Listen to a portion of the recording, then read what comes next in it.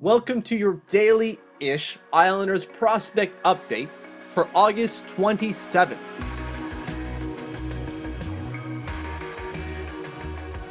Hit that subscribe button, don't miss a video. Also, go to Twitter, follow @TLOMitch, that's me. Don't miss any breaking information about Islanders prospects I've yet to cover on the channel. So again, the format has changed just a little bit for these dailies. I'll go through the games and the stat line for each Islander prospect in the first part, and in the second part, we're going to break down one specific game for one specific Islanders prospect.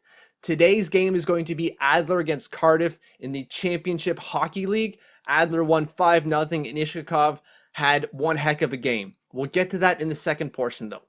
First portion, the games. First one, Pelicans, Hämäläinen, or HPK.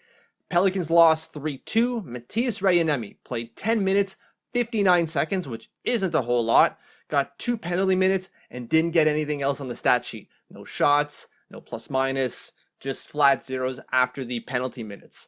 So, and I didn't watch the game. Again, I focus on the Adler Cardiff game, so I don't exactly know how he performed, but that's fine. We don't need to dissect his game day by day necessarily, right? Game 2, Viktovis against Slin. Slin won 4-1. I know that Thomas Mashu played. Don't know how much he played. I don't have stat lines, so I don't know if he got any shots, plus, minus, penalties, nothing, because the Czech League isn't counting that. Hurrah, preseason. Game 3 is Adler Cardiff. Adler destroyed Cardiff 5-0. It probably could have been a lot more if not for Cardiff's goalie. Iskhakov finished with 17 minutes, 27 seconds, 2 penalty minutes, 4 shots on goal, had 8 directed towards the goal. 4 of them were blocked. And a 43% face-off win percentage. He didn't register any points, but my God, he should have had at least 2, maybe even 3 goals. His expected goals for, if they counted that, would be ridiculous on the day. Game 4, we're headed towards the Four Nations tournament. It's not really a tournament, it's just 4 clubs, not clubs, but nations playing friendlies. You have the Czechs, the Swedes, the Finns, and the Russians. Game 1 of that tournament, because there's 2 for the for Islanders prospects. Game 1 featured Sweden against Finland. Sweden against Russia, that is, my bad. Russia won 4-1. Alexander Ljungcrantz played on the top line. So remember, this Swedish team features a bunch of new names and only very few returning names. And by returning, I mean guys who are at the summer showcase. Ljungcrantz is one of them. So it kind of makes sense that he's playing on the top line. Monton is clearly trying to see if he's got the offensive chops for him to rely on to be at least a middle 6 winger. I don't think he will be, but you know, he's playing on the top line. That's a good thing. Minutes, don't know. Shots on net, don't know. They're not keeping the stats for this tournament as far as I can find them. Game 2 of that tournament, and game 5 overall, is Finland against the Czech Republic. Islanders 2021 6th round pick Alexei Malinin did play in the top 4, but again, no minutes, no shots on goal, so I don't really know much more than he played. They lost 3-0, and that he was in the top 4. That's all I've got for now.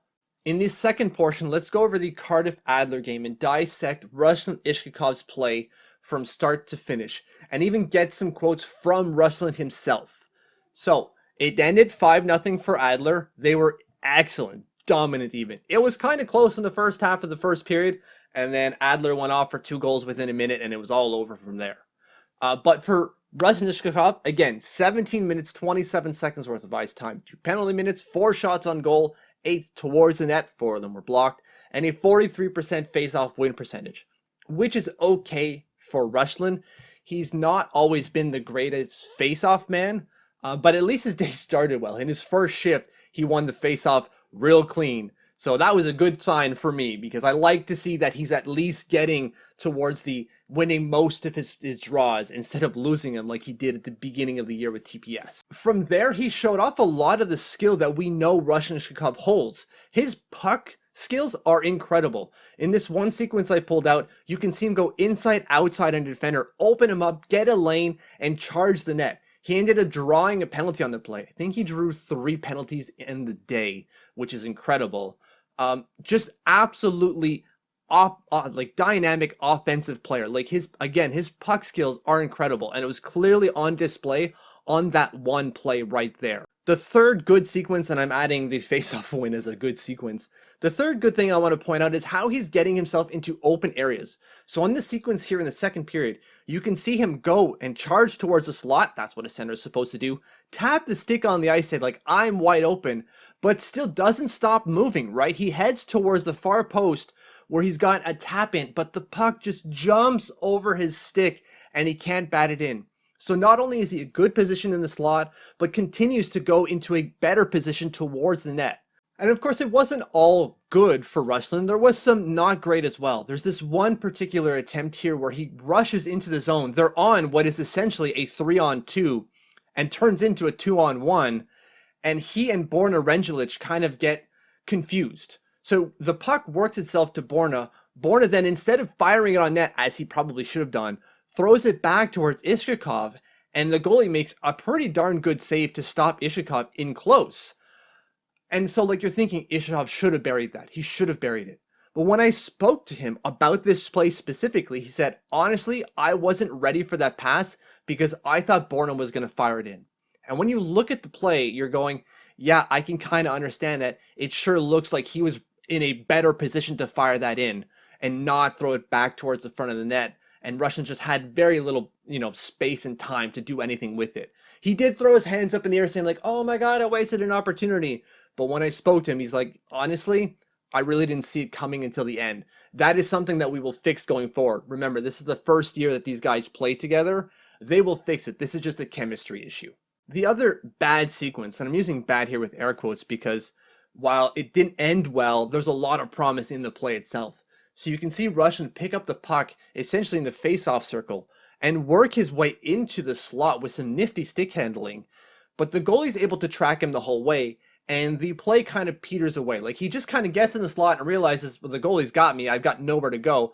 Fires it, hoping something goes through. It doesn't. And you're going, that is a wasted golden opportunity. He works himself into a high danger area and doesn't get anything from it. To be fair, his winger to the left of him doesn't really do a lot. He's not moving, and so the defenseman's got him covered. You've got the other defenseman coming in, also covering the pass, so Ruslan really doesn't have much to work with. Again, the goalie's got him, right? Cutting the angle really well. Goalie comes out really aggressively here. And the other forward on the other side, who should have been open for a pass, wasn't really. So maybe Ruslan should have hit him a little bit earlier rather than trying to take the play in on his own. But on the positive side, at least he's got the confidence to say, I'm going to take this one. I don't have that option. I'm going to take it. I'm going to try to get something. Of course, they're up 5-0, so like this isn't the end of the world. This is a time to maybe be a little bit selfish when you're up 5-0. You don't need to do too much to absolutely bury every opportunity. Try to get the ones you can, and if you can't, it's not the end of the world. When I spoke to Ruslan after the game, he said he felt great out there. Getting a W obviously helps, and doing it in this fashion certainly helps as well. This is the first time he's played in the CHL. That's the Championship Hockey League. It's the Champions League of Hockey. I don't know if you follow soccer. If not, let me know, and I'll tell you what the Champions League is all about. But it was the first time playing in this league. He felt great, got a good win. It's the first competitive game with his new team, right? Remember, like this is the first time, or it's his first year in Germany, so he hasn't necessarily played a competitive game with this lineup. And there are still some things he needs to work out, and not just him, but the team itself, right? There's a couple opportunities in this game. The one that I pointed out earlier, the 3-on-2 turning into a 2-on-1, that's a chemistry issue that they will fix going forward. But the fact that they're already able to carve out these opportunities is really exciting to see. He's looking forward to this competition, specifically the games against Lukko. He remembers games against Lukko when he was playing for TPS in Finland last year, and he is very much looking forward to those games against that former Finnish opponent. But other than that, he's feeling really good. He really enjoys playing with his team, and he's having a good time. That's exactly what we want to see from this kid. Things are only trending in the right direction for Ruslan Iskhakov. So good things are happening, and good things will continue to happen, it seems. Thank you for following. Thank you for watching. If you haven't subscribed yet, hit that button. Don't miss a video. And if you have subscribed, thank you, thank you, thank you.